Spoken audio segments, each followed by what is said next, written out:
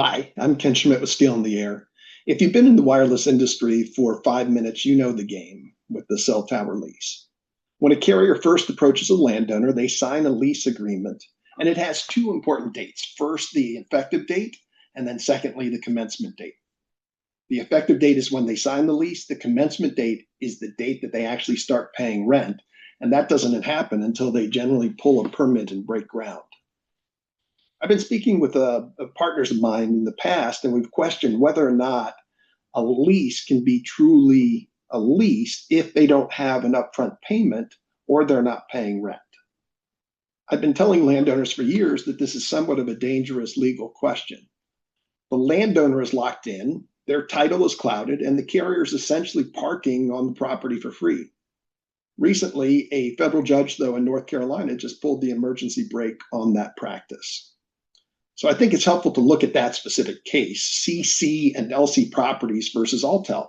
Alltel being a previously a separate entity, which is now part of Verizon. So Verizon entered into a lease with the property owner, and they held it for over 3.5 years without doing anything. During that time, they didn't build, they didn't pay a single dime in rent. They argued to the court that because they were trying to get building permits and zoning authorizations and spending money on engineering, that the lease was still valid. The judge, William Olstein Jr., didn't buy it. He did something that we've been waiting for a court to do for a long time. He ruled that the lease was illusory. In plain English, a contract isn't a contract if one party has all of the power to decide if and when they will ever perform. Because Verizon could choose to never build and therefore never pay rent, the judge ruled that there was no consideration, no money, no deal. The lease was declared unenforceable on the spot. More importantly, for you lawyers out there, this was done based on the judgment of the pleadings, which meant that they didn't even go to court on that issue. So now for my colleagues in the industry, here's the kicker. Verizon tried to use equitable estoppel. They argued, hey, we spent thousands on the engineers and the site walks and all the other stuff that we did. We submitted engineering studies. We went through with NEPA. We worked hard. The court didn't accept that response. To them, it doesn't matter. Verizon's internal costs don't benefit the landowner. The landowner didn't get a bargain.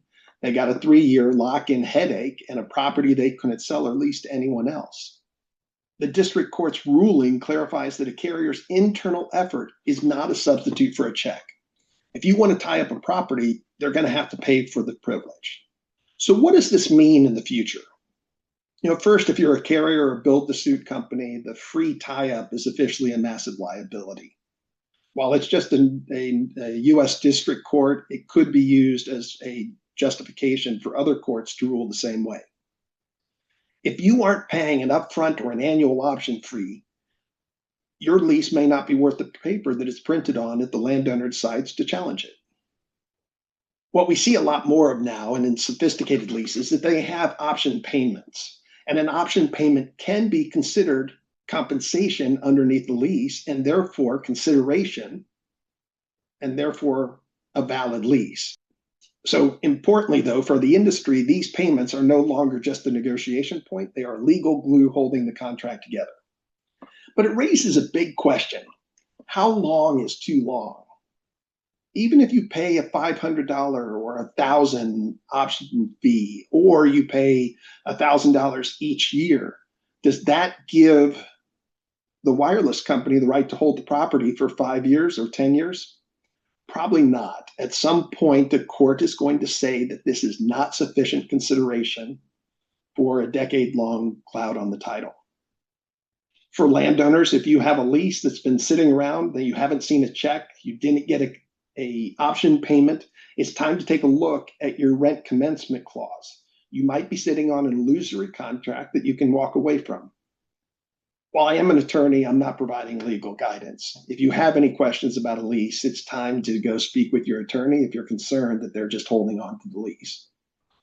For the industry, I'd make sure that your leases now have option fees and that you are paying them and that you are making your regular communication with the landowner that you intend to go forward with the lease. Many tower companies and carriers don't do that. They don't go back to the landowner and say, hey, here's where we are in the process. If you want to make sure that your lease is enforceable, that's probably a good practice. The two-date system was always built on a shaky ground, and now the cracks are showing. If you have questions about a specific cell tower lease or how this ruling impacts your portfolio, feel free to reach out to us at Steel in the Air. I'm Ken Schmidt.